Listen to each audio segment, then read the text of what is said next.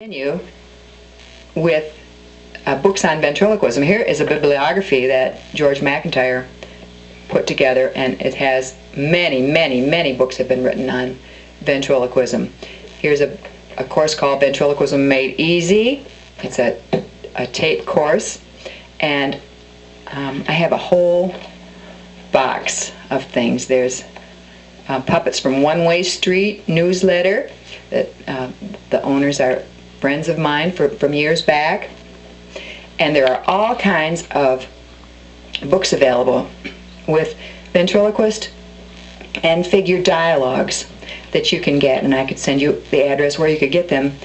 They say V for ventriloquist and F for figure, but they can be used for puppets. Just have two puppets, or you can have the teacher on the outside and the puppeteer on the inside. I have this whole box is just full of all these things. Here's another good book, Douglas Craig's Ventriloquism from A to Z. The more you can read and understand and try things for yourself. Now, as I got into ventriloquism, I first started buying just the dummies. Excuse me, you're never supposed to say dummies, you're supposed to say ventriloquist figure. That's what they teach you first of all.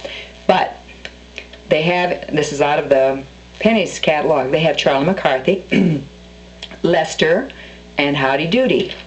And I've had, I think, Danny O'Day, Willie Talk, a lot of the different ventriloquist figures. But there's a couple things wrong. You use these, and I'll tell you what they are. First of all, they're hard to operate. There's a string right here in the back to make the mouth work. This is Emmett Kelly. So you pull the string, and you'll notice when you're talking, first of all, they're very small, but you notice when you're talking, their head will bop back, and it's very annoying. And hear the snap. You can hear the snap on his mouth. But that's what I started out with nearly 20 years ago. And the other thing was this. As soon as you were entertaining or teaching with one of these figures that you'd gotten out of the catalog, someone in the audience was bound to say, "I got one just like that at home," which really blows what you're trying to do. But maybe it's just pride, I don't know. Well, I thought that I couldn't afford, one reason why I made my puppets was I could not afford to spend the amount of money that they cost. They cost a lot of money. There are different books that will tell you how you can build your own, but that's very difficult too. So I was at a convention one time for ventriloquists and magicians, and I ran into a 16-year-old boy who worked out a deal that I traded one of the puppets that I'd made and some money, I remember, and I got this dummy named Joey. Now Joey's not even really mine anymore. I just borrowed him back because I sold him later on. In fact, he's bald because his owner has the hair off right now. But this was made, like I said, by a 16-year-old boy. And at the time, I thought that I had to have one of these figures that had a mouth that moved. He's got a winking eye too. And he looks a lot better if he has his hair on. But his apparatus is all here. He's got an arm that moves with an apparatus that's inside. But I found that after I got him that he wasn't really me. Somehow when you make your own figures and your own puppets, they're really you. And so I really didn't use him hardly at all. In fact, later on I sold him. And I had to have him though, because I just thought I wasn't a true ventriloquist back there 20 years ago. I wasn't a true ventriloquist unless I had a wooden dummy. And so this was Joey. Well, like I said, you can get these figures from the catalog, and if you want a list of places where you can get figures like him made for you, I will send you the address. Just mention it when you write. However, there's no reason in the world that you can't make your own figure like I have. And I love my own. When you get done making them, they are you. And I used to set the puppets and the vent figures up around the house.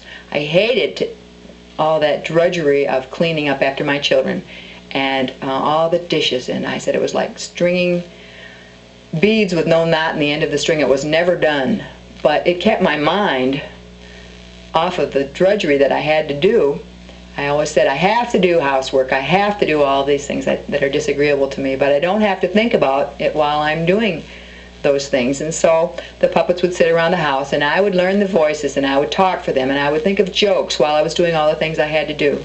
And I remember my oldest daughter, who's now 22, I'd stay up late working on a puppet or ventriloquist figure, and in the morning she'd come running into the bedroom and say, "Oh, Mom, I just love it, it's beautiful, it's so wonderful."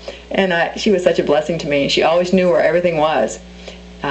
We've had things all over everywhere, puppet rooms and prop rooms and everything, but she always said, "Oh no, that needs this hat or that hat," even when she was very tiny.